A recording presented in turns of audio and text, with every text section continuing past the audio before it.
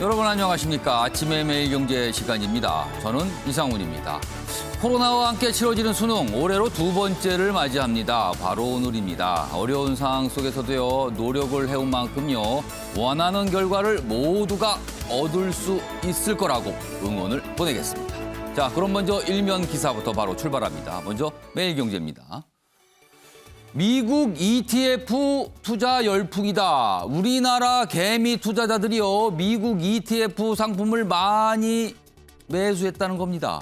올해 4조 더 샀다 이런 얘기입니다. 좀 더 보죠. 1년 사이에 보유액이 2배로 늘었다. 나스닥 100 추종하는 ETF가 1위다. 구체적인 상품을 보니까 1위 상품도 보이는군요. 그리고 뭐 테마형 인기고 지수 3배 노리는 상품. 어떻게 보면 이거는 수익도 좋지만 위험도 크거든요. 이런 상품도 적극 매수하고 있다. 이런 모습이랍니다. 다음은 경향신문 확인해 보겠습니다. 자, 사진과 함께 제목이 크게 달려있죠. 정부 오판에 병상대란이 또 오는 것인가 걱정을 하는 제목입니다. 아래로 가겠습니다. 여기 두 줄의 제목이 있는데요. 여기 좀 크게 좀 잡았으면 좋겠습니다. 하루 5,000명 확진해도 버틴다더니 정부가 일상회복 1단계 들어가기 전에 이런 설명을 좀 내놨었는데요. 지금요 5,000명까지도 안 갔는데요. 병상 부족 지금 현실화됐습니다. 수도권 코로나 병상 포화 상태다. 돌파 감염 증가 그리고 방역 완화 속도 조절 실패 아니냐. 위중증 환자가 크게 늘고 있다는 겁니다. 이번엔 중앙일보 보겠습니다. 자, 여기 보시면요. 시가총액 66조에 달하는 네이버. 많은 분들이 매일 사용하시죠.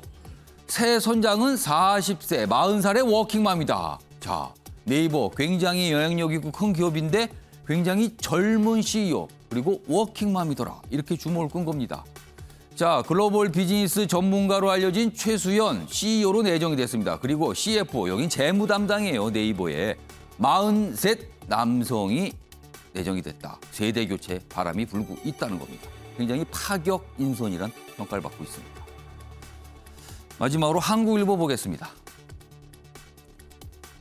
제목이 짧지만요. 눈길을 좀 잡습니다. 표에 뺏긴 국방이다. 표 때문에 국방이 뭔가 뒤로 밀려났다 이런 뜻이 됩니다. 좀 더 보죠. 국방 예산 4,400억 삭감. 삭감 규모가 역대 최대랍니다. 문재인 정부 들어서 자주국방 기조를 세웠는데 그럼에도 불구하고 조기 경보기 등 무기 예산이 깎였다고 합니다. 대신에 장병 면도기 등 복지비는 늘어났다. 이게 어떻게 된 거냐는 거죠. 여야 대선 공약 선심성 예산을 위해 군 방위력 개선비 첫 마이너스 깎인 겁니다. 이런 모습을 보였다고 합니다. 자, 지금까지 일면기사 짚어봤고요. 오늘도 뉴스의 의미를 생생하고 깊숙하게 짚어주시기 위해 네 분 자리하셨는데요. 한 분씩 소개해드리겠습니다. 먼저 화면 가장 맨 왼쪽에 앉아 계십니다. 윤영걸 전 매경닷컴 대표 나와 계십니다. 그리고 그 옆에는 박창한 장한대 교수 자리하셨고요. 세 번째 자리에는 현근택 민주당 선대위 대변인 나오셨습니다. 그리고 마지막으로 김대섭 국민의힘 비상대책위원도 나와 계십니다. 안녕하세요.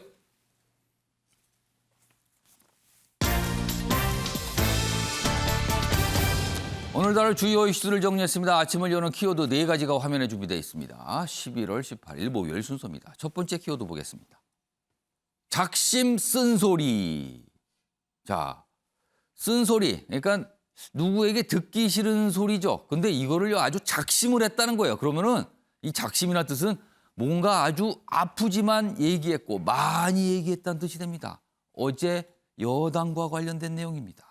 두 번째 키워드는 불행해진다. 누가 어떻게 불행해진다는 거죠? 국민의힘 대선 경선에서 낙선했죠. 홍준표 의원. 최근에 청년들과 소통을 하기 위한 플랫폼 홈페이지를 개설했어요. 그리고 질문을 받고 답변하는데 그 질문 중 한 가지가 윤석열 후보가 대선에 당선되면 어떻게 됩니까? 이런 취지 질문이 나왔어요. 그러다 답변이요. 불행해진다고 썼습니다. 이건 무슨 뜻일까요 도대체? 같은 당 소속인데요. 자, 세 번째 키워드는 안 나오냐 못 나오냐. 여야 대선 후보의 부인들과 관련된 내용입니다. 공식적인 자리에서 모습을 볼 수 없다 이겁니다, 지금. 자, 마지막 키워드는 은행만 신났다.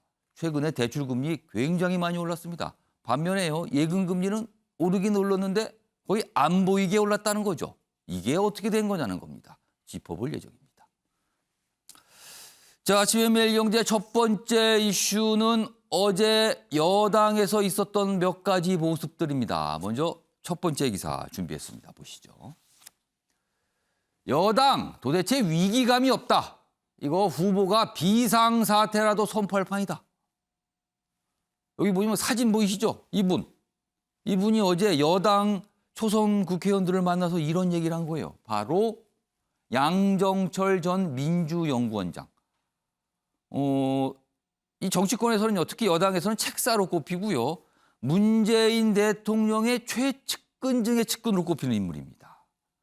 지금 당 밖에서 그동안 있다가 어제 여의도로 와서 이런 얘기를 꺼낸 겁니다. 좀 더 보죠. 문 대통령의 복심 양정철 작심 경고를 했다는 겁니다. 자, 그럼요. 어제 양 전 원장이 기자들 질문을 받고 몇 가지 얘기했습니다. 구체적이진 않습니다만 뭔가 쓴소리를 하기 전에 그리고 쓴소리를 하고 나서 몇 가지 얘기를 했는데요. 그 모습 확인해 보겠습니다. 매우 어려운 상황이죠. 매우 어려운 상황인데 선대위에 굳이 제가 참여 안 해도 후보님께 충분히 밖에서 조언을 해드리거나 자문이 되거나 혹은 제가 알아서 좀 힘이 돼드리고 필요한 일들 할 수 있다고 판단을 하기 때문에 제가 굳이 참여를 해야 되나 하는 생각을 갖고 있다는 뜻으로 이해를 해주시면 되겠습니다.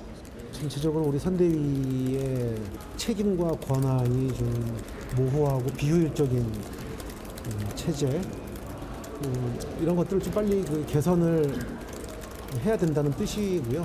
그런 것들을 개선을 하면은 앞으로 시간은 충분하니까 저는 아직 해볼만 하다고 생각합니다. 근데 매우 심각한 위기의식을 다들 갖는 것으로부터 출발을 해야 된다는 강조를 드린 겁니다. 자, 기사 이어가 보죠. 보겠습니다. 대선이 코앞인데 의원들 술자리 많고 외유 나갈 생각만 하더라. 이 조선원들한테 이렇게까지 쓴소리한 거예요. 이게 뭐예요, 그러면? 술자리 많고 외유 나간다. 뭔가 한가해 보인다는 뜻이 됩니다. 작심 비파인데 여기 보면 대선 관건은 중도 확장인데 궤도 수정 안 하면 지키기 어렵다. 이렇게 돼 있고요. 이런 쓴소리가 있는 상황에 어제요. 이 송영길 대표가 의원들을 다 지역에 내보낼 것이다. 그러니까 뭔가 발로 뛰는 모습을 보이도록 하겠다. 이런 다짐까지 좀 밝히기도 했는데요. 다음 화면은 양정철 전 원장이 구체적으로 조목조목 얘기를 했는데 어떤 내용인지 좀 자세히 소개해 드릴게요. 지금 현 민주당 선대위 체제에 어떤 문제점이 있는지 양 전 원장이 본 시각입니다. 일단 선대위 참여에 대해서는 굳이 내가 나서야 하느냐 생각 여전히 갖고 있다. 그러니까 돕더라도 밖에서 돕겠다 이런 뜻이 됩니다. 다음입니다. 지금 매우 어렵다. 저쪽과 너무 대비가 된다. 저쪽은 국민의힘이에요. 국민의힘에 비해서 어려운 상황으로 가고 있다는 거죠. 절박함 안 느껴진다는 겁니다. 다음입니다. 후보만 죽어라 뛰고 있다. 후보만 고생이다. 그럼 당에서는 고생을 안 한다는 뜻이 됩니다. 책임 있는 자리 맡은 분들 벌써 다음 대선 그리고 대표나 원내대표, 광역단체장 자리 이런 거 계산하고 일하고 있더라. 탄식 나온다고 했습니다. 이런 쓴소리들을 내놨습니다. 자, 요 얘기 좀 해보겠습니다. 하나 더 있군요. 그리고요, 이런 얘기까지 꺼냈습니다. 이게 어떤 시예요. 근데 모두 병들었는데 아무도 아프지 않았다.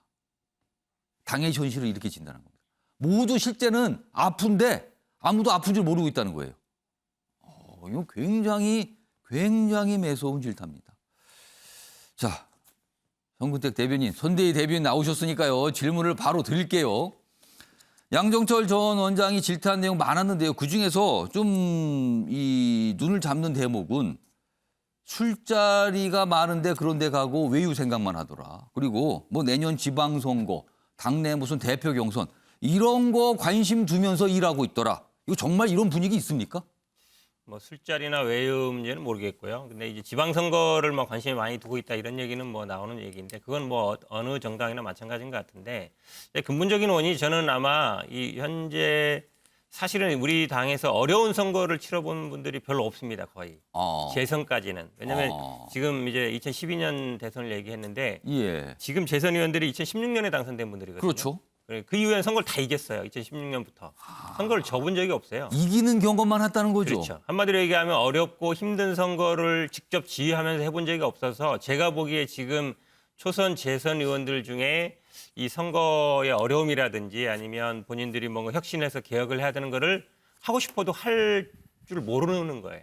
그러니까 모른다는. 그러니까 여기서 아까 보면 뭐 절박함, 뭐 간절함이 없다 이거에 해당되는 겁니까 그러면은? 그분도 분명히 있다고 봅니다. 왜 그러냐면 사실은 그냥 뭐 국회의원들이라는 게 임기가 보장돼 있잖아요. 예. 임기가 보장돼 있기 때문에 대선 승패와 관련 없이 임기는 있단 말이죠. 그렇게 본다 그러면 이 절박함이나 아니면 위기감이 뭐 당연히 뭐 이제 갖고는 있겠지만 이제 많은 이제 당원들이 얘기하는 게 그런 거예요. SNS라든지 아니면 활동을 하는 거 보면 그냥 지역구 행사 어디 가서 찍은 거 이런 거밖에 없어요. 지금 왜냐면 치열하게 붙고 쟁점이 붙는 것에 대해서 아무도 나서는 사람이 글을 없는 거예요. 올려서 SNS에서 논쟁을 벌이고 그렇죠. 이래야 되는데 그냥 어디 갔다 왔습니다 사진만 올린다는 그렇죠. 겁니까? 의정 보고나 있고 뭐 예산이나 얼마 땄다 이런 것만 얘기하고 있거든요. 그러니까 대선과 전혀 관계없는 본인의 어떤 지역 행사만 하고 있는 거예요. 그러니까 이게 제가 보기에는 오히려 위기감, 절박감도 없는 것도 있지만 예. 힘들고 어려운 선거, 이런 선거들을 별로 해본 경험이 없어서 근데 지금 선대위 구조가 어떻게 돼 있냐면 예. 거의 뭐 공동본부장, 뭐 공동부위원장 여러 다 공동책을 맡겨놨거든요. 예. 근데 이 공동이라는 게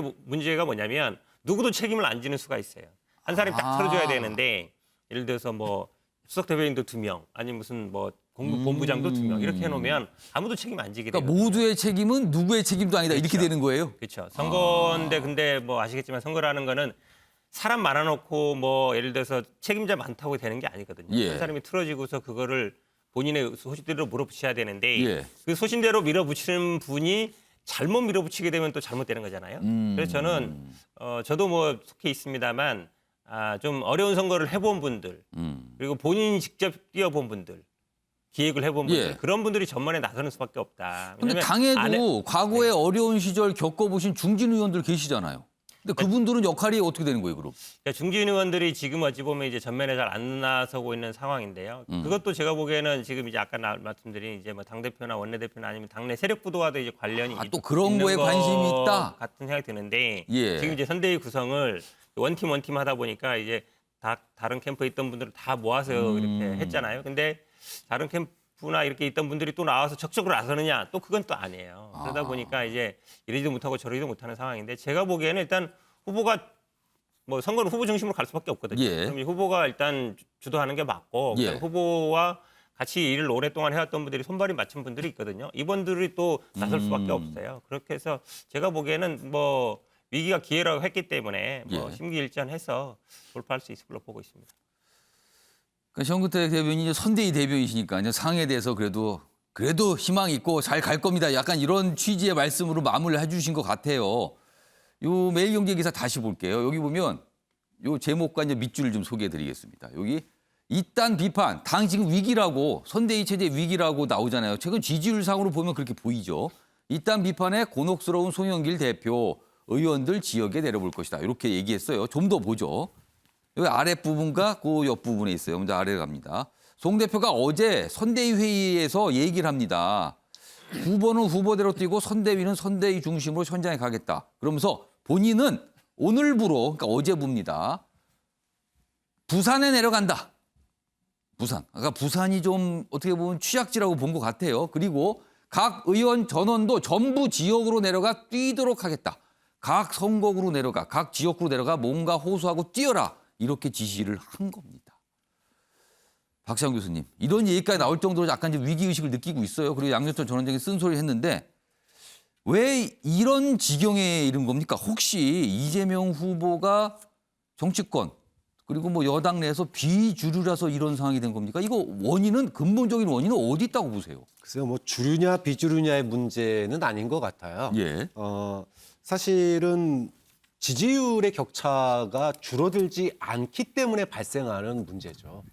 지지율의 격차가 자꾸 벌어지기만 하니까 예. 도대체 이게 원인이 뭐냐? 예. 뭐 바깥으로 눈 돌려보면 이게 뭐 대장동 의혹의 프레임에 갇혔다 이런 얘기도 분석할 수 있고 또 당 안을 보니까 또 당 안대로 답답한 측면이 있는 거예요. 이재명 캠프 시절에는 일사불란함이 있었습니다. 아무래도 몸집이 작으니까 예. 또 측근들로만 구성돼 있으니까. 그런데 당 선대위로 전환하고 나서 이게 뭐 다 공동 책임자들이잖아요. 그러니까 160여 명이 자리 나눠 먹기를 한 상태인데 예. 일사불란함이라고는 눈에 씻고 찾아볼 수가 없습니다. 첫 번째 메시지 관리가 잘 안 돼요. 후보 얘기하는 거 다르고 당 얘기하는 거 다르고 청와대 얘기하는 게 다릅니다. 예. 그러면 누군가는 이거를 갖다가 조율하고 한쪽에 힘을 실어주고 이런 어떤 일사불란함이 있어야 되는데 예. 이거 지금 계속 삐걱거리는 분란만 보이지 정리되는 모습은 잘 안 보이거든요. 이런 거라든지 또는 정책도 후보는 계속 정책을 내놓는데 예, 가는 곳마다 얘기를 하고 있단 말이에요. 국회에서 입법으로 피드백되는 속도가 굉장히 늦어요. 그다음에 외부 영입입니다. 인재 영입. 예. 과거에 잘 되는 선거 생각해 보면 문재인 대통령이 당시 이제 당 대표 시절에 하루에 한두 명씩 새로운 인사를 계속 발굴해서 발표한 적이 그랬네요. 있어요. 매일같이 발표를 했네요. 그렇죠. 그때는. 뭔가 중도 확장성에 대한 기대감, 민주당이 바뀌어가고 있구나, 예. 희망 이런 기대감을 가지게 만들었거든요. 그런데 지금은 뭐 문재인 정부에서 소위 말해서 한 자리 차지했던 분들, 예. 국회의원들 다 그 자리에 그냥 선대위에 다 그대로 있잖아요. 그러면 세수를 담을 세부대가 안 보이니까 뭔가 변화한다라고 하는 기대감이나 느낌이 안 보이는 거죠. 저는 민주당이 일단 발로 뛰는 건 맞다고 생각해요. 잘하는 거라고 생각하거든요. 예. 발로 뛰어야지 이런 얘기를 들을 겁니다. 이런 얘기를 들으면 이제 필요성이 더 나온다고 보고요. 이재명 캠프 때 시절에 그런 일사불란함, 어떤 정말 죽자 살자 하는 그런 마음들 이런 것들이 지금 누군가는 총대를 매야 되죠. 문재인 캠프 때 예. 광흥창 팀처럼 악역을 맡고 또 조절할 수 있는 이재명 캠프의 최측근들이 저는 전면에 나서는 게 필요하다고 봅니다. 그러니까 뭐 의원 전원이 참여해서 규모는 큰데 굴러가는 거는 그냥 뭐 메모드다, 느리다, 뭐가 터져도 그냥 머뭇머뭇 느릿느릿 이런 대응이다. 뭐 이런 비판을 계속 받고 있어요. 자, 이재명 후보가 지금 만난 위기, 이게 첫 번째고요. 또 하나의 과제가 그동안 계속 지적이 됐었어요. 문재인 대통령, 즉 청와대와 관계입니다.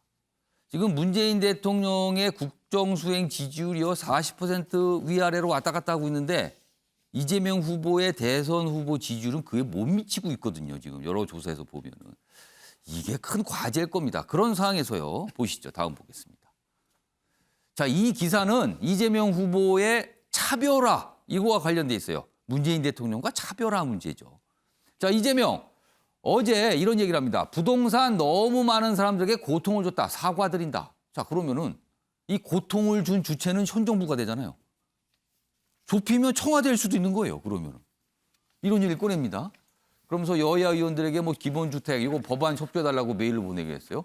문 대통령과 차별화로 국명 전환에 나선 듯하다 이렇게 돼 있어요. 지금 위기니까 이런 선택하는 거 아니냐 이렇게 해석하는 기사예요 지금요. 그런데요.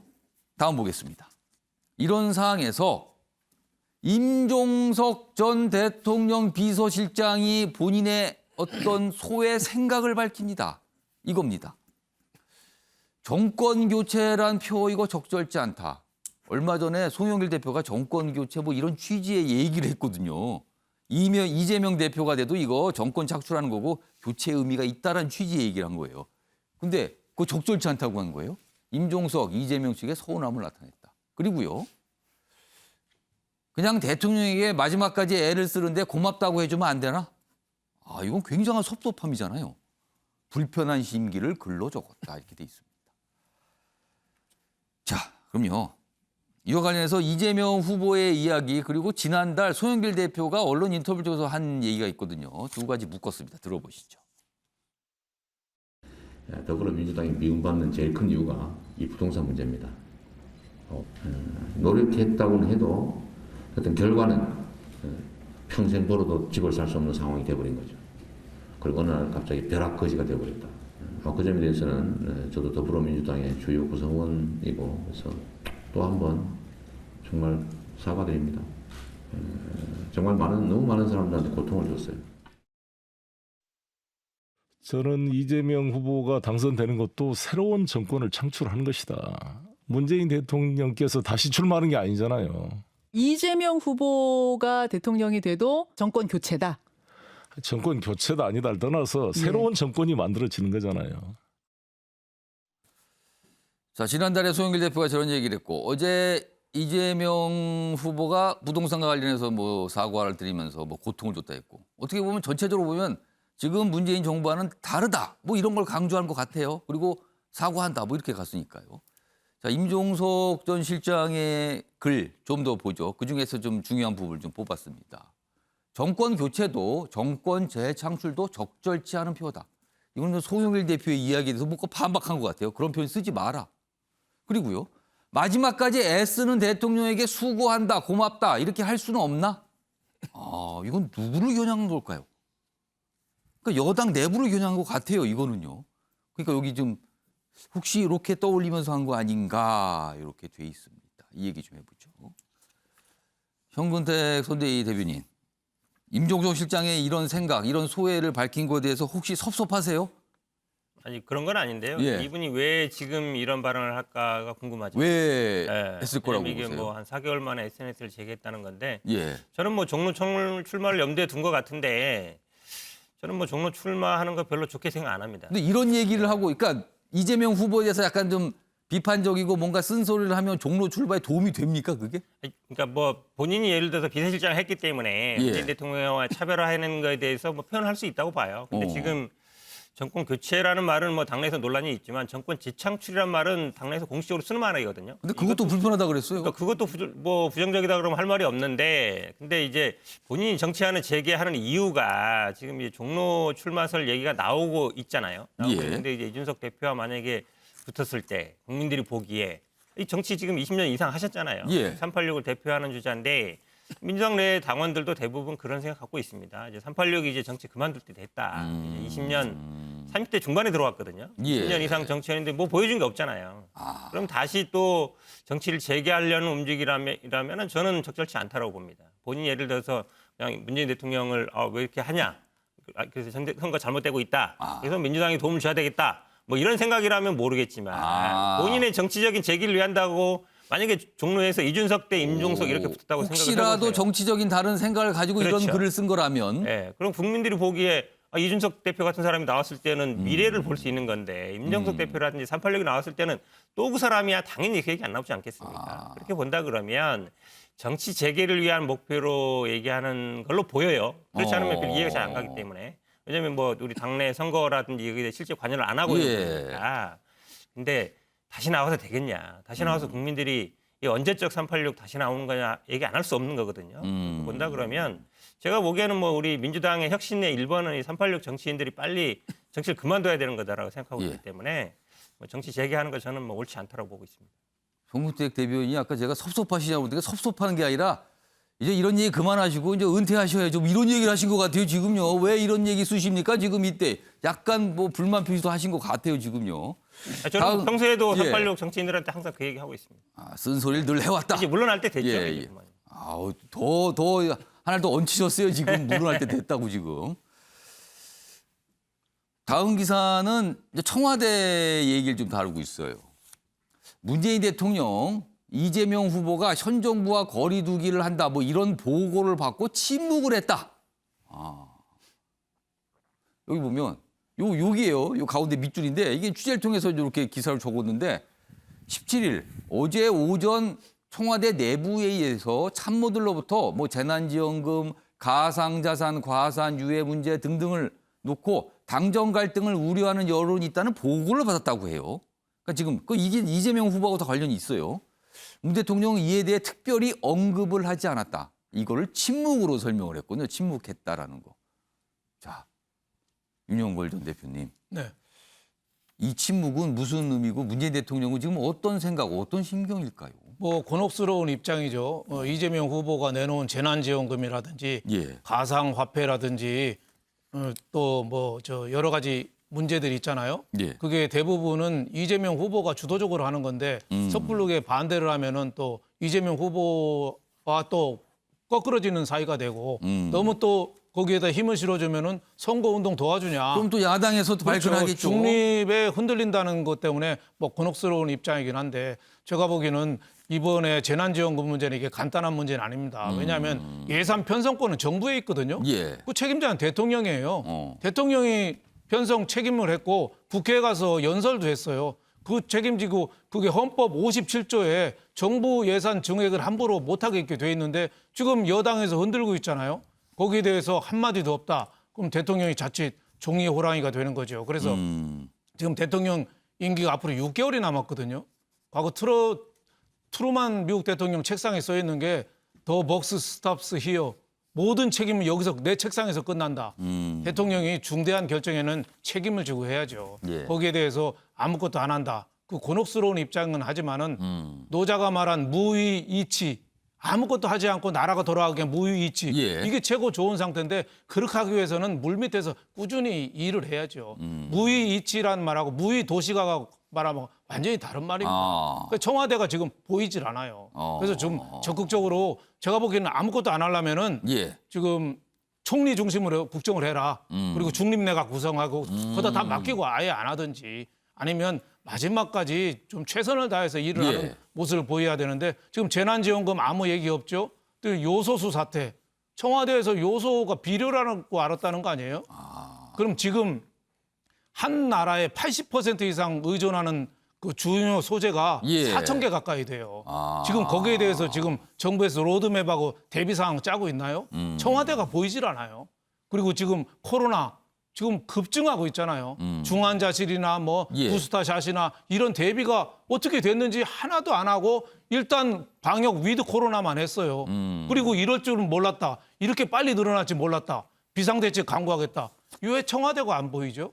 저는 청와대가 빨리 나서서 앞으로 6개월 있으니까 일해야 된다고 보고 재난지원금에 대해서도 예. 물론 곤혹스러운 입장은 알지만 그럼에도 불구하고 분명한 입장을 취해야지 자칫하면은 책임 회피 또 무정부, 정부가 없다 이런 또 비판에 직면할 가능성이 많아서 마지막까지 저는 최선을 다했으면 좋겠습니다. 아무튼 여당 후보로서는 저 대통령의 어떤 위상 이런 게 좀 신경이 쓰이겠죠. 그리고 한 게 어려운 문제긴 합니다. 항상 대선 때 보면 이런 모습이 좀 있긴 있었습니다.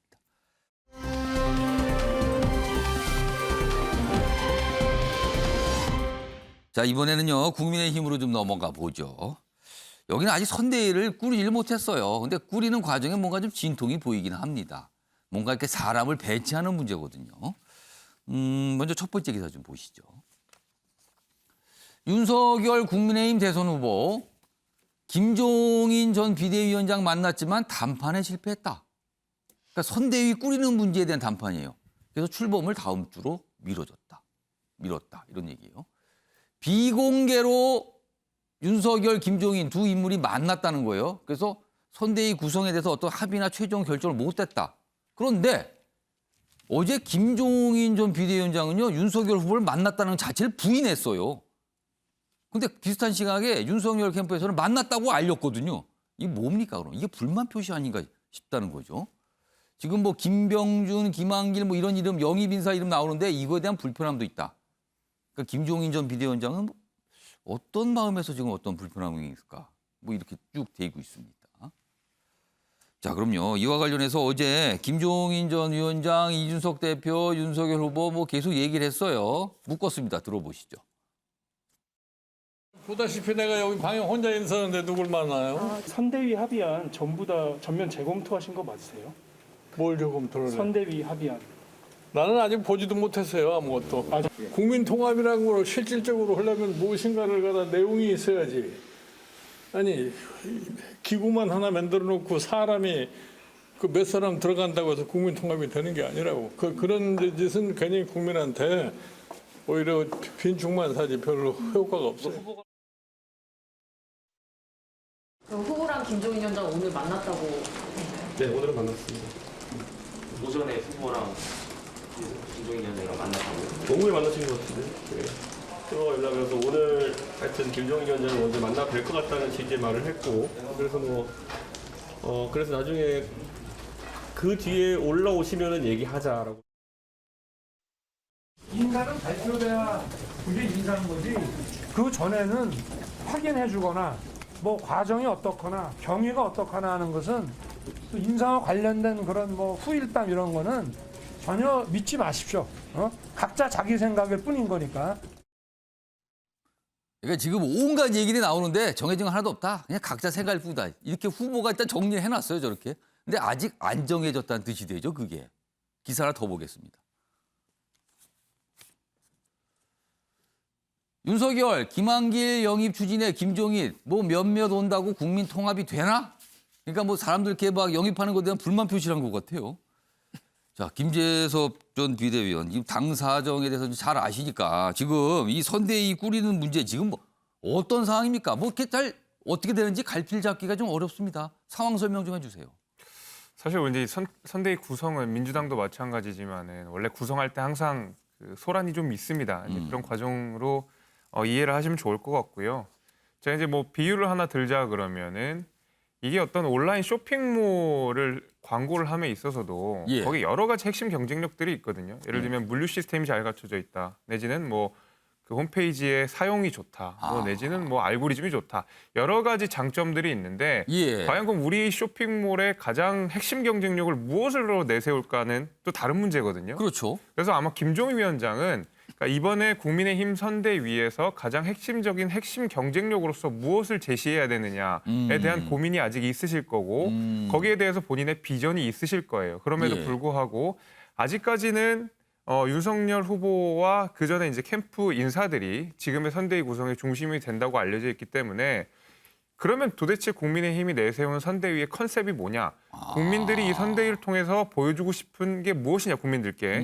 여기에 대한 뚜렷한 비전들이 없는 상황에서 중진이라는 이름으로 그다음에 뭐 다른 정당 소속이었다는 이유로 이렇게 계속 사람들을 모으는 것만으로도 과연 국민들한테 감동을 줄 수 있느냐라는 문제의식이 분명히 있을 겁니다. 그렇다면 기존에 경선 과정에서 윤석열 후보를 도왔던 당내 인물 또는 당외 인물에 대한 어떻게 보면 불만 이런 분들 배제된다. 이 생각을 김종인 전 비대위원장이 갖고 있다고 보시는 거예요? 물론 그것도 있을 수 있겠지만은 예. 그보다 더 중요한 것은 그러니까 그 사람들을 통해서 선대위에서 보여주고 싶은 게 무엇이냐에 대한 구체적인 메시지가 없다는 것이죠. 이제 거기에 도대체 대한 선대위 이른바 컨셉이 뭡니까? 그렇죠. 이걸 잡을 예. 수 없다는 겁니까? 그럼? 컨셉과 핵심 경쟁력이 정해지지 않은 상황에서 사람들만 많이 모은다고 해서 국민들께 감동을 주지 않는다라는 것은 사실 이번 김종인 위원장이 이번 선대위 구성뿐만이 아니라 예. 기존의 비대위원장을 하실 때도 그랬고 그 전에 선거 관련돼서도 계속 뭐 말씀을 하셨던 겁니다. 우리가 4.7 재보궐선거할 때도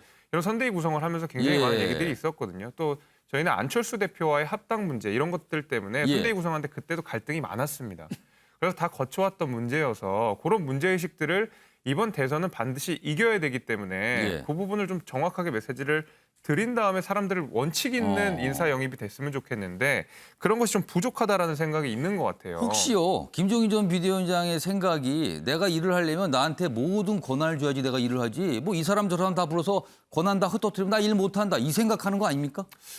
물론 이제 필요한 권한들이 있을 겁니다. 김종인 예. 위원장의 메시지가 관철되고 김종인 위원장이 생각하는 선대위 구성에 있어서는 어느 정도의 권한들이 분명히 필요한 것은 사실이지만은 예. 대통령 후보 선거에서 어떻게 그 전권을 가져가실 수가 있겠습니까? 전권은 결국 대통령 후보에게 있는 것이고 대통령 후보의 의중에 따라서 사실 모든 선거 행방이 결정되게 될 것이기 때문에 예. 어떤 전권을 위임한다라는 것은 김종인 위원장 입장에서도 바라는 바가 아닐 거라고 생각이 됩니다. 다만 본인의 역할을 충실히 다하기 예. 위해서 선대위에서 필요한 권한들은 분명히 가져야 된다는 것이 본인 생각이기 때문에 예. 지금 이제 여러 인사들이 쭉 이렇게 모아지는 것이 이게 분명히 원칙을 정해놓고 메시지가 국민들께 드릴 메시지를 정해놓고 예. 그다음에 필요한 인사들을 적재적소에 배치해야 된다는 생각이 먼저 있기 때문에 지금의 인사 관련돼서 좀 비판적인 생각을 가지고 계신 것 같아요.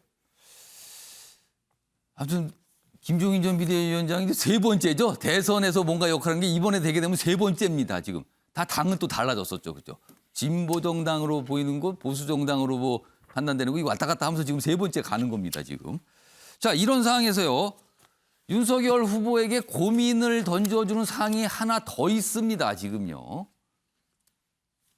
홍준표, 이런 막장 드라마 양아치 대선은 처음이다. 이 지금 대선을 이렇게 규정을 했네요. 막장 대선이라고. 얼마 전에는 비리 대선이라고까지 했었잖아요. 이런 굉장히 거친 표현이잖아요, 그럼요. 윤 대통령 되면 대한민국이 불행이다. 이건 뭡니까, 이건 도대체. 이렇게 되면 이게 무슨 소리예요, 이거는. 그러면서 뭐 자기는 그냥 선대위 참여 선긋고 백의종군이다. 이거 다시 한번 강조했습니다. 다음 화면으로 좀 보겠습니다. 이 홍준표 의원이 얼마 전에 이 소통을 위한 온라인 플랫폼 청년의 꿈이라는 걸 개설을 했어요. 그러면서 질문을 받아요, 청년들한테. 그래서 답을 해주거든요. 근데 이렇게 나왔어요. 윤석열 후보가 대통령이 될 경우 어떻게 생각합니까? 그랬더니 대한민국만 불행해진다. 이거 뭡니까, 이거는? 이거 무슨 뜻입니까, 이거 도대체? 그리고 이렇게 뭐 이렇게 대선을 이렇게 막 혹독하게 평가를 했죠, 지금? 다음 보겠습니다. 또 이런 질문도 있었어요. 윤석열 후보와 하태경 의원이 물에 빠지면 누구를 구해주겠느냐? 아, 이런 질문도 있었군요. 그래서 답을 궁금한데 이렇게 썼습니다. 저는 수영을 못한다. 뭐 안구하는데 둘 다 관심 없다라는 거예요. 뭐 빠지든 말든.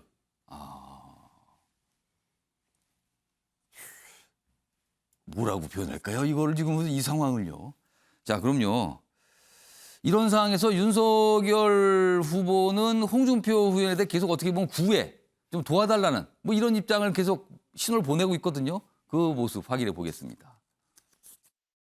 오늘 다른 후보들은 만날 계획 없으신가요? 아니 있죠. 저는 만나고 싶은데 제가 이제 좀 더 적극적으로 좀 불편드릴 것 같아 갖고 내가 뭐 댁에 찾아뵙거나 하지는 못했거든요. 전화만 드리고. 근데 아마 좀 더 쉬시려고 하는 것 같아서 근데 조만간에 좀 또 찾아뵙고 이렇게 할 생각입니다. 네. 오후에 김종인 위원장. 윤 전 대표님. 네. 홍준표 의원이 질문을 받고 답을 이렇게 합니다. 윤석열이 대통령이 되면 대한민국만 불행하다. 이거 무슨 뜻입니까, 이게? 그러니까 경선에서 실패는 했지만 예. 인정을 안 한다는 거죠. 그러니까 후보로 인정 못한다는 게 후보로 속내 인정 있다는 거예요? 못한다는 그런 마음이 있는 거죠. 그러면은 대선에서 안 됐으면 좋겠다 이런 뜻도 있는 겁니까? 그런 뜻도 상당히 있는 거 아니겠어요? 그러니까 윤석열 후보하고 하태경 의원이 같이 물에 빠지면 나는 수영 못하니까 관심 없다 이런 얘기했겠죠. 저 같으면 이렇게 얘기하겠어요. 윤석열 후보를 구하겠다. 내가 윤석열 후보가 이뻐서 그런 게 아니라 정권 교체 지금 기수 아니냐. 예. 눈을 이를 악물고 구하겠다. 나는 이렇게 얘기하겠는데요. 그러니까 옛날 백의종군은 이순신 장군은 백의종군 하면서 명랑대첩 승리를 이끌었잖아요. 아군으로 해서 몸을 바치는 게 백의종군인데 지금 백의종군은 뒤에서 계속 그 식초 뿌리고 예. 초치고 방해하고 이게 백의종군이 돼버렸어요. 백의종군 의미가 달라져 버렸어요. 그래서 홍준표 의원이 후보로 나왔는데 저렇게 대한민국만 불행해진다고 얘기하면은 차라리 저 경선에 참여를 안 했으면 저런 말 할 수 있죠. 네. 누가 되든 대한민국 불행해지고 막장 선거고 양아치 대선이라고 할 정도면은 대선에 참여 안 했으면 할 수 있어요. 근데 자신도 참여해서 졌잖아요. 예. 네, 경선 룰도 불리하지도 않았잖아요. 예. 졌으면은 승복을 했으면 사실 자기 팀이 이기도록 지원해 주는 건데 홍준표 후보 의원의 한계가 나는 저게 아니, 아닌가 근데 봐요. 홍준표 네. 의원도 정권 교체를 바라는 거 아닙니까? 그렇죠. 바라면서도 저렇게 초치는 말을 하는 거죠. 그러니까 저는 홍준표 후보가 지난번에 경선에서 될 수도 있었는데 예. 가장 큰 이유가 윤석열 후보를 너무 많이 공격하니까 당심에서 오히려 역풍이 일어났거든요.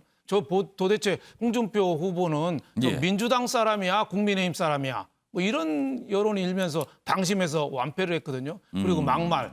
그리고 또 하나 실패 이유가 H2O하고 CO2죠. 화학 방정식 원희룡 후보의 질문을 받고 한 답변. 그렇죠. H2O하고 CO2에 대해서 헤맸잖아요. 그러니까 아유 정치 26년 하신 분이 어떻게 저렇게 수소 경제, 탄소세 이런 것도 전혀 모를까? 이런 게 오히려 데미지가 됐는데 저는 홍준표 후보한테 얘기해 주고 싶은 게 긴 호흡으로 좀 봐라. 긴 호흡으로.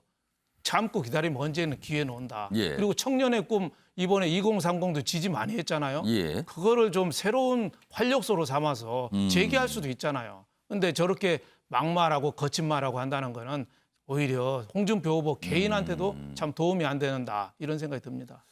선거 때 지금 윤영걸 전 대표님 말씀을 듣고 선거때 대변인이 발언기 해달라고 몇 번을 저한테 표시를 하셨어요. 짧게 드릴게요. 한데요.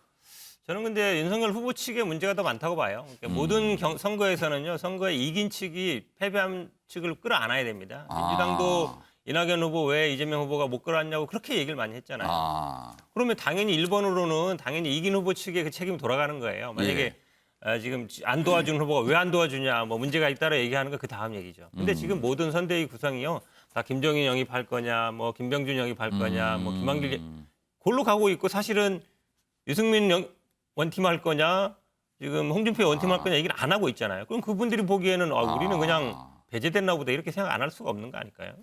자, 김재섭 전 비대위원께는 좀 자세히 좀 물어봐야겠어요. 사실 홍준표 의원 경선 과정에서 청년 세대 지지를 많이 받았어요. 굉장히. 그리고 지금 이 플랫폼 그런데 굉장히 큰 호응을 받고 있거든요.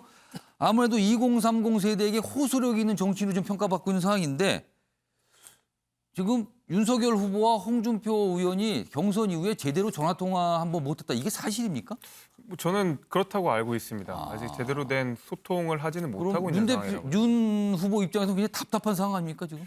그렇죠. 근데 뭐 그 형우택 대변인 말씀하셨지만은 이게 경선이 끝나고 나서 사실 지금 시간이 얼마 안 되지 않았습니까? 한 뭐 열흘 조금 남짓 지난 건데 저는 이제 경선을 치르진 않았지만 저도 이제 선거를 나가서 예를 들면 컷오프가 된 사람들 내지는 이제 경선을 치러 진 사람들의 마음이 굉장히 그 상실감이 큽니다. 이게 쉽게 이게 후보 입장에서 이기는 후보 입장에서 가서 손을 내민다고 하더라도 그게 쉽게 문이 열리지 않거든요. 오히려 방해가 안 하면 다행이다. 오히려 뭐 말 그대로 뭐 초를 치지 않으면 다행이다. 이 정도로 말을 할 이른바 정도로 이제 경선 뒤끝이 아주 그렇죠. 짙게 남을 수 있다는 거죠. 오히려 상대당을 응원하는 경선 패배자들도 분명히 있거든요. 이제 그 정도까지도 마음의 상처가 크기 때문에 우리 한 지금 열흘 정도 남짓 된 상황에서 홍준표 후보의 마음을 온전히 돌리기는 사실 시간이 조금 더 필요하다고 생각이 됩니다. 그리고 또 홍준표 후보가 굉장히 근소한 차이로 그 패배를 하지 않았습니까? 예. 특히 이제 20대, 30대에 굉장히 열렬한 지지들을 받으면서 높은 지지율들을 유지를 했기 때문에 그 지지자들에 대한 책임도 분명히 본인이 가지고 있을 거예요. 그래서 아직까지 20대, 30대는 윤석열 후보를 지지하는 정도가 조금 홍준표보다 훨씬 약한 수준이기 때문에 이 20대, 30대의 마음을 달래는 과정도 분명히 필요하거든요. 근데 그 사람들의 20대, 30대의 지지를 받았던 홍준표 후보가 바로 윤석열 후보를 도와준다고 하면 사실 지지자들에 대한 어떤 신의를 조금 지키지 못하는 면이 될 수도 있거든요. 그렇다면은 홍준표 의원을 지지했던 2030 세대는 윤석열 후보에 대해서 그다지 호감이 없다 이 뜻이 되는 겁니까? 그렇죠. 아직까지는 그런 게 이제 사실인 건데 홍준표 후보의 역할이 이제 거기서 나올 거라고 생각이 됩니다. 예. 지금은 당장은 내가 윤석열 후보를 지지할 수는 없지만은 왜냐하면 20대, 30대 그러니까 홍준표 후보를 지지했던 유권자들 역시도 아직까지는 윤석열 후보에게 마음을 온전히 주기는 어렵거든요. 둘 다 시간이 필요합니다. 홍준표 후보에게도 시간이 필요하고 지지자들에게도 시간이 필요하기 때문에 그 지지자들과 홍준표 후보가 어느 정도의 시간을 통해서 성숙하고 대화를 나누고 뭐 자신들끼리 좀 유대도 좀 다지고 이러면서 결국 이제 국민의힘의 누군가를 지지하는 방향으로 이렇게 승화가 될 것인데 그때까지 시간이 우리가 좀 필요한 것이죠. 저는 지금은 약간 어떻게 보면 뭐 이른바 워밍업 시간을 좀 갖는 거다 이렇게 봐야 그렇죠. 된다는 저는 이제 건가요? 그렇게 보고 있고요. 그래서 어느 정도 시간이 지나게 되면 결국 본선에 가서는 우리가 원팀으로서 20대, 30대와 나머지 이제 국민의힘 지지자들이 같이 힘을 합쳐가지고 결국 그 정권 교체를 위해서 같이 이제 마음을 모으지 않을까 저는 그렇게 보고 있습니다. 쉽지 않네요. 경선 끝나고 모든 당 모은 게 쉽지 않습니다. 만만하게 가지는 않는 상황인데 아무튼 이런 모습이었습니다.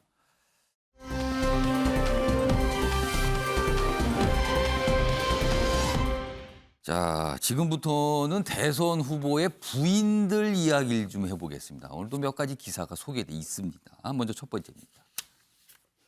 배우자 내조 리스크냐 시너지냐 이게 이제 뭐 영어 단어를 써놨는데 이게 혹시 이제 위험이 돼서 혹시 도움 안 되는 거 아니냐 아니면 크게 도움이 되는 거냐 둘 중에 쉬운 말로 풀이면 도움 안 되냐 큰 도움 되냐 이겁니다 지금요. 등판 미루는 김건희 김혜경 윤석열 후보의 부인 그다음에 이재명 후보의 부인 이름이 적혀 있습니다. 자 김건희 도이치모터스 주가 의혹 등 관련돼 있죠. 그리고 김혜경 낙상 사고 입원 뒤 치료 뒤에 루머로 홍역을 한번 치렀죠. 무슨 사진도 나오고 막 그랬잖아요. 정치권 유세 현장에서 입원돼서는 배우자 못 볼 수도 있다.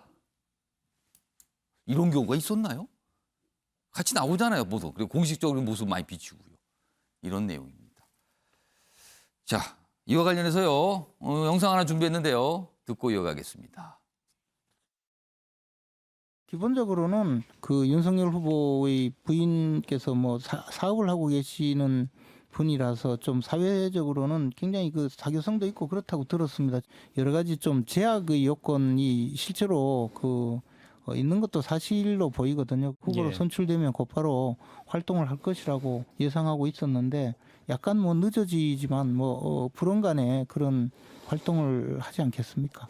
혹시 뭐 내부적으로 굳이 나올 필요 있겠냐. 수사도 받을 수 있고 여러 가지 논란도 있는데 그냥 지금처럼 윤석열 후보가 이렇게 혼자 뛰는 것도 좋지 않냐 이런 의견은 없습니까? 글쎄 저는 처음 들었습니다. 누구한테 들었는지 몰라도. 기사 하나 더 이어가 보죠. 다음입니다. 지금 민주당은요. 윤석열 후보 부인 굉장히 압박하고 있어요. 권오수 도이치모터스 회장 구속되자 여당 김건희 맹공 검증의 시간이 왔다. 굉장히 벼르고 있는 거예요. 대선 승부의 중요한 포인트로 판단한 것 같다는 거죠. 그럼요.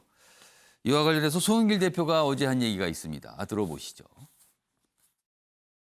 주가 조작 혐의가 상당 부분 사실로 드러나고 있음에도 핵심 당사자인 김 씨에 대한 수사가 이루어지지 않고 있습니다. 표창장 하나를 가지고 검찰을 총동원해 한 집안을 풍비박산내고도 그와 비교가 안 되는 본인과 일가의 악질적 비리 혐의에 대해서는 윤석열 총장은 후보는 침모로 일관 중입니다. 내로남불이 유체 이탈급입니다. 이에 대한 분명한 자기 입장이 필요합니다. 김건희 씨가 현재 공식 성상에 전혀 나타나고 있지 않습니다. 이러한 태도는 대선 후보의 배우자로서 대단히 부적절하고 국민에 대한 예의가 아니라고 생각합니다. 여당에서는 압박이 나오는 거죠. 자, 현근택 대변인 아까 보신 영상에도 등장하셨는데 약간 그런 거 아니냐고 질문도 던지셨어요. 자, 윤석열 후보의 부인 김건희 씨 지금 공개적으로 모습을 드러내는 타이밍을 보는 걸까요? 아니면 지금 못 나오는 겁니까? 어떻게 판단하십니까? 지금은 못 나오는 거고 나중에는 아마 타이밍을 보고 있겠죠. 지금 그러니까 제가 김재원 최고위원한테 물어본 거잖아요. 혹시 안 나오려고 하는 거 아니냐? 그랬더니 그런 얘기 들은 적 없다라는 얘기는 나올 계획이 있다는 얘기잖아요. 나올 계획이 있다는 얘기인데 그럼 언제적일 거냐? 이제 그 시간이 타이밍이 문제인데 어쨌든 이 주가 조작 사건에도 곧 소환될 거다라는 얘기가 있기 때문에 이거에 대해서 아마 수사는 마무리되어야 나오지 않겠냐. 수사 끝나야? 그렇죠. 왜냐하면 그때 만약에 수사 전에 나오면 당연히 물어볼 게 지금 혐의 인정하십니까? 어떻게 됐습니까? 물어볼 거잖아요. 그거 곤란하거든요. 그러면 그때는 그거는 좋지 않다. 그렇죠. 제가 보기에는 이 수사는 최소한 끝나야 그다음에 어떤 식으로든지 간에 나오지 않겠냐. 만약에 기소 등 절차까지 넘어가게 된다면 어떻게 되는 겁니까? 예를 들어 기소된다 그러면 예를 들어 기소도 이제 구속이냐 불구속이냐 경우가 있겠죠. 불구속 기소 상태에서는 재판은 충실히 받겠습니다 하면 되는 거니까. 근데 이제 구속됐을 때는 다른 문제인데 기소되는지 여부도 좀 영향을 미칠 것 같긴 해요. 근데 이제 기소됐으니까 못 나온다. 그거는 아마 좀 고민을 할 것 같습니다. 근데 보통 그 부인들이 직접 요새 다니는 경우 많지 않고요. 약간 어찌 보면 비공식적인 일정을 많이 소화하거든요. 그렇죠. 네, 비공식적인 일정을 소화하는 거라서. 근데 지금 어제 인터뷰도 보면 원래 적극적인 성격이니까 나오실 거다라는 얘기를 보면 아마 선대위나 이쪽에서는 어떤 식으로든지 간에 나오려고 하고 있고 그 시점을 보고 있는 게 아닌가 그렇게 봅니다. 김재섭 전 비대위원, 윤석열 후보의 부인 김건희 씨 언제 공식적으로 이 외부 그리고 언론에 모습을 좀 나타낼까요? 언제입니까 그게? 조만간에 저도 등판을 하시지 않을까 싶습니다. 이게 사실 아까 조금 전에 자료 화면도 나왔지만은 김건희 씨의 얼굴을 모르시는 분이 이제 거의 이미 없고 사진은 다 알려졌죠 지금. 성함도 다 알고 있고 그렇기 때문에 감춰서 뒤에 계신다고 해서 뒤에 계셔질 것도 아닌 것 같고 특히 이제 김건희 씨 같은 경우에는 본인이 했던 사업들, 이제 전시 사업들 관련돼서는 업계에서도 인정받는 부분들이 제법 있습니다. 그래서 기획력이라든지 사업력이라든지 하는 것들은 상당 부분 인정받은 면들이 많이 있기 때문에 대선 캠프에서도 사실 그런 기획이라든지 아니면 전시회에 준하는 어떤 그런 이벤트들이 분명히 필요할 수 있거든요. 이제 그런 부분에서는 김건희 씨 역할이 분명히 있다고 생각이 되고 사실 계속 이제 문제가 되는 것이 김건희 씨와 관련된 여러 가지 이제 사법 의혹들과 관련된 것들인데 그것은 캠프 입장에서도 그렇고 그다음에 윤석열 후보 스스로도 그렇고 이거에 대해서는 엄정한 수사가 필요하고 거기에 대해서 책임지겠다라고 말씀을 했고 캠프에서도 털고 가야 된다라고 분명히 입장을 밝히지 않았습니까? 그렇기 때문에 저는 등판을 하는 것은 조만간 늦지 않은 시기에 이루어질 것 같다 이렇게 보고 있습니다. 윤용걸 전 대표님, 이번에는 이재명 후보의 부인 김혜경 씨 얘기 좀 해보겠습니다. 이 낙상 사고 이후에 이제 여러 가지 일들이 있었어요. 뭐 사진 보도가 되고 뭐 여러 가지 뭐 해프닝처럼 보이는 일도 있었고 그러는데 뭐 이런 상황이 됐습니다. 좀 이렇게 공개적으로 나서는 걸 아무도 주저할까요? 어떻게 보십니까? 뭐 지금은 낙상 사고 좀 상처가 아직 있으니까 예. 좀 치료하는 기간이 끝나면 이제 나오지 않겠습니까? 예, 본인이 이번에 사태가 좀 일파만파로 커진 거는 예. 이재명 후보가 아무래도 가정 문제가 그동안에 계속 이슈가 됐잖아요. 뭐 형수하고 뭐 그 불미스러운 거라든지 뭐 형하고 예. 여러 가지 있으니까 낙상 사고를 자상한 남편의 홍보 기회로 삼은 거예요.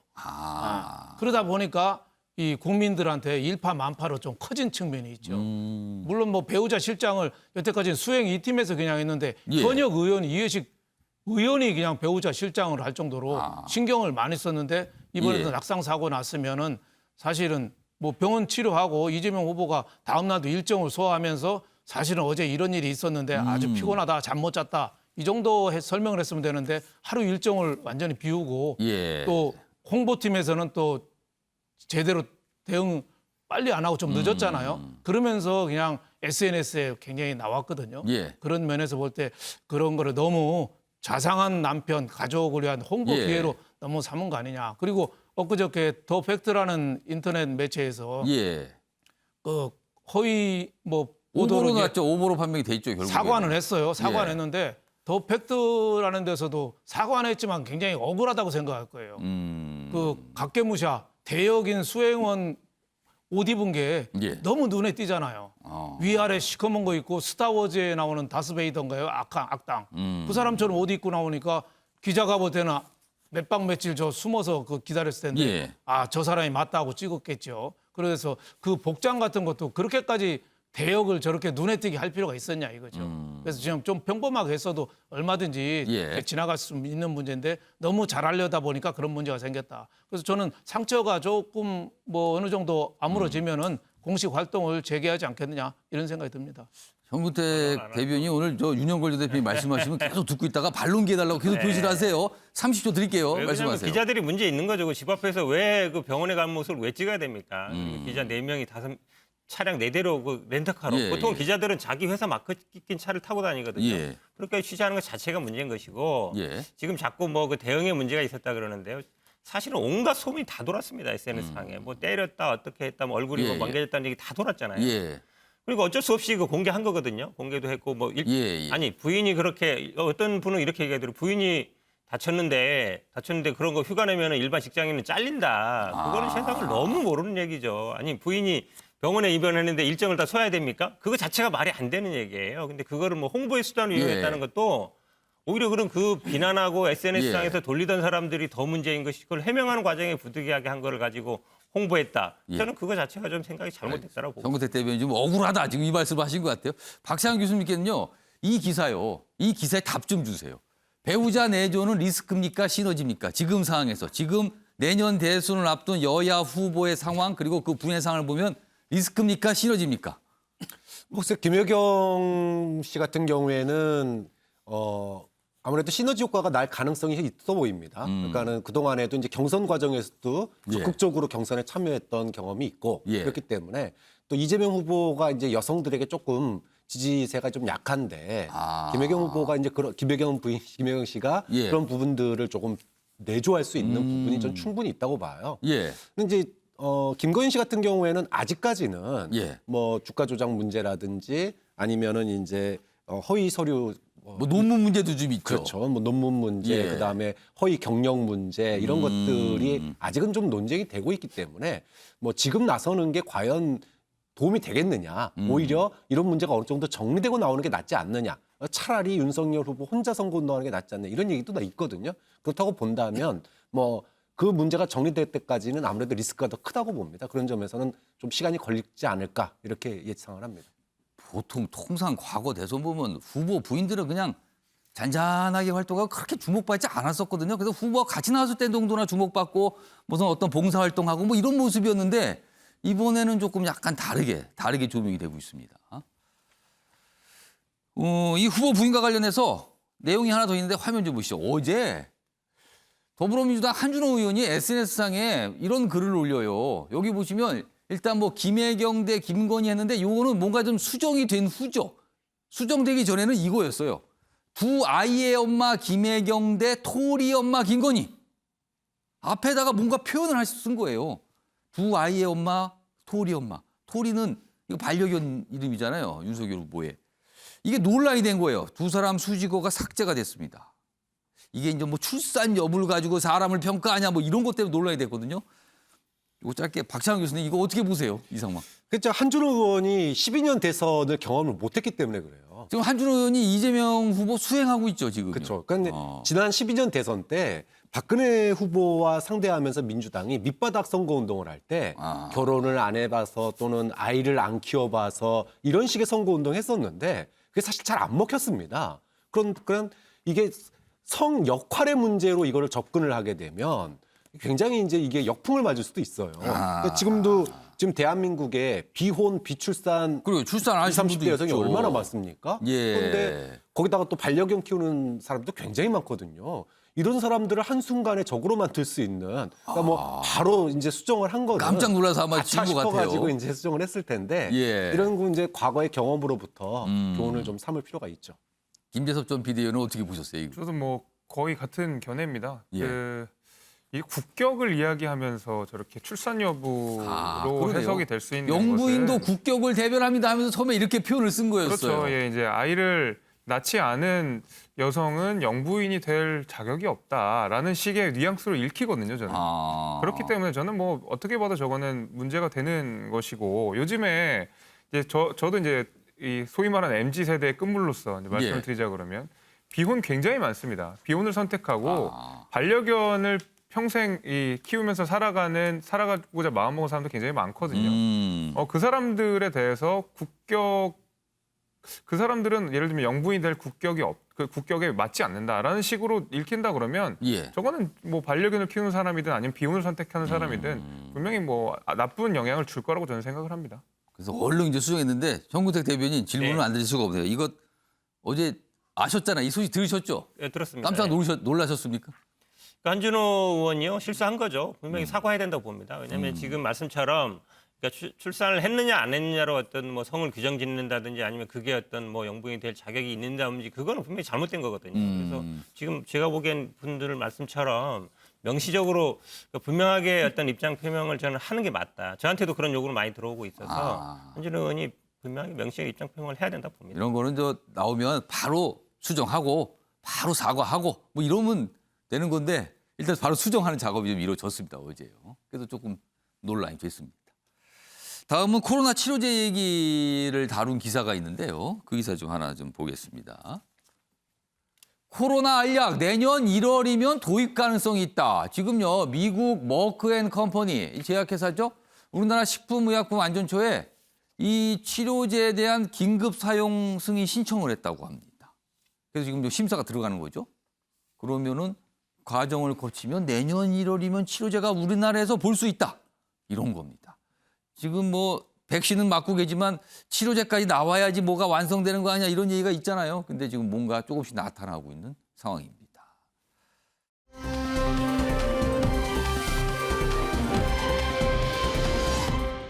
다음은요. 내 삶에 영향을 주는 경제 이야기, 경제 브리핑 순서로 가겠습니다. 보시죠.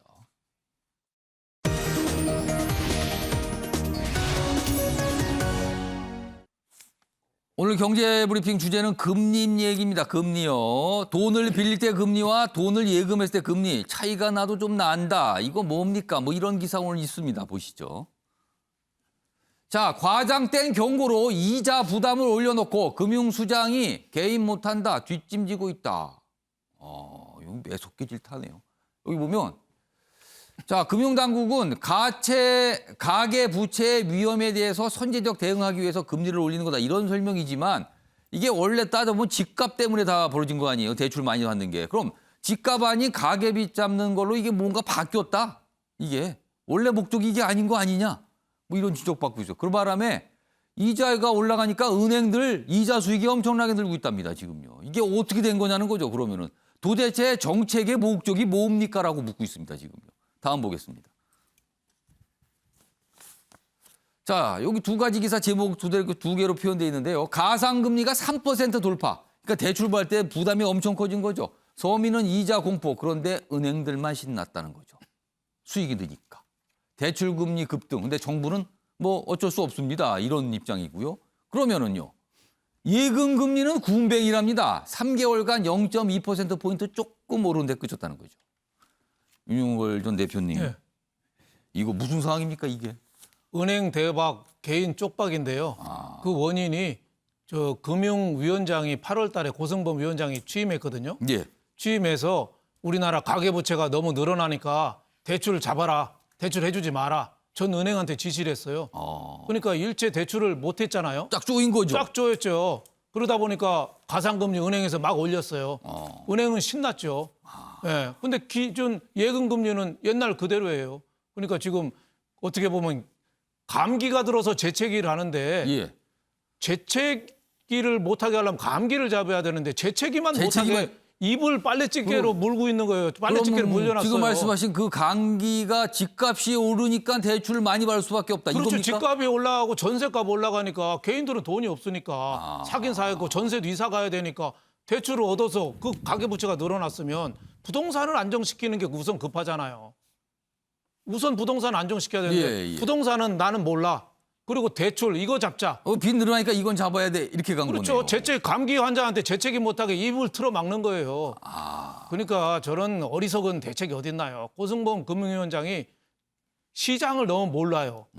전형적인 공무원 탁상 공론이죠. 네, 가계부채만 틀어잡으면 주택값 안정된다고 보는 거예요.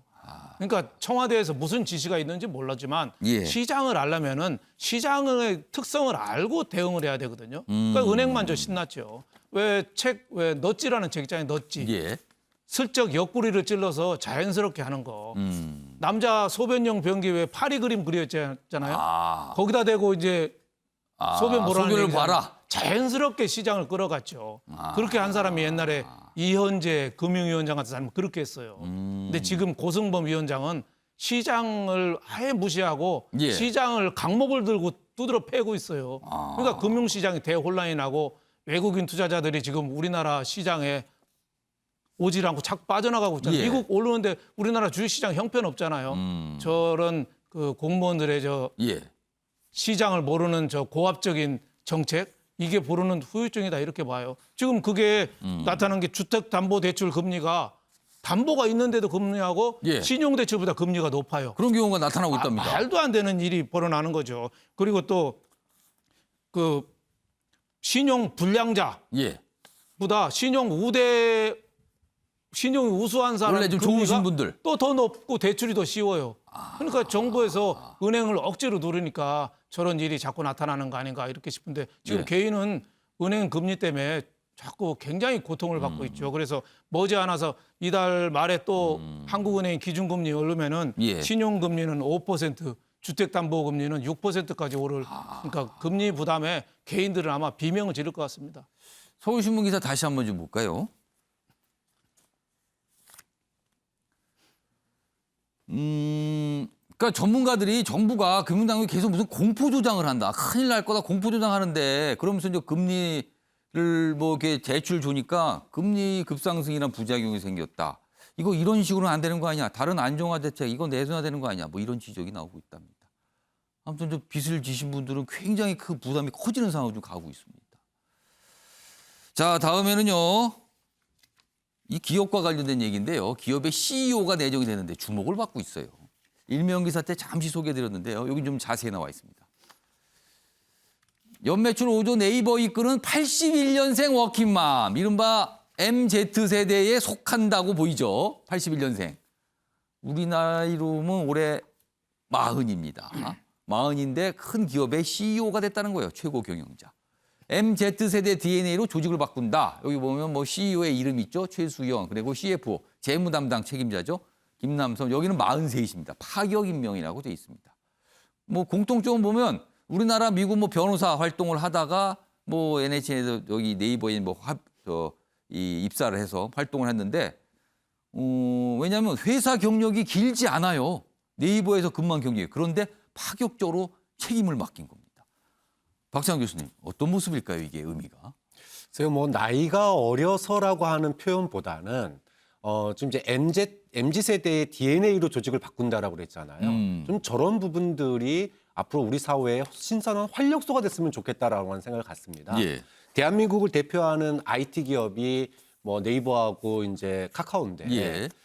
사실 카카오 같은 경우에 지난번에 좀 수익이 굉장히 좋거든요. 최근 3개월 동안 수익 매출이 네이버를 처음으로 앞섰어요. 그 정도로 수익이 좋은데 근데 또 논란이 있죠. 뭐 골목상권 침해 논란이 그런 지적 받았죠. 그렇죠. 또 네이버도 그동안에 대한민국 대표 IT 기업 1위였습니다. 그런데 조직 내에서 왕따, 소위 말하면 그러네요. 괴롭힘, 논란이 됐었어요. 직장 내 괴롭힘으로 극단적 선택도 있었어요. 자, 그러면 과거의 재벌과 과거의 그 소위 조직 문화를 대변했던 기성세대와 소위 MZ세대의 경영자들이 어떤 점에서 차별성을 보여줘야 되느냐. 좀 이런 모습에 좀 기대감을, 변화에 대한 기대감을 많이 갖고 싶습니다. 아무튼 뭔가 바꾸려는 것 같다. 그래서 파격적인 인사를 했다. 좀 이런 평가를 좀 받고 있습니다. 다음은 이제 마지막 기사가 되겠는데요. 중국 얘기 좀 해보겠습니다. 국제뉴스입니다. 중국의 역사결의라는 게 해요. 뭐 중요한 회의가 끝나면 역사결의라는 걸 채택하는데 여기에 개인 숭배 금지가 원래 과거에 있었는데 이번에 사라졌답니다. 그럼 숭배해도 된다는 뜻이네요. 3년이 맞던 시진핑 권력 집중에 이런 거 없앤 거 아니냐. 종신집권 폐지 문구도 함께 없어졌답니다. 그럼 이거 어떻게 되는 겁니까? 진짜 황제로 가는 것 같습니다. 진짜요. 자, 아침의 매일경제 오늘은 여기서 마무리하겠습니다. 시청해 주신 여러분 고맙습니다.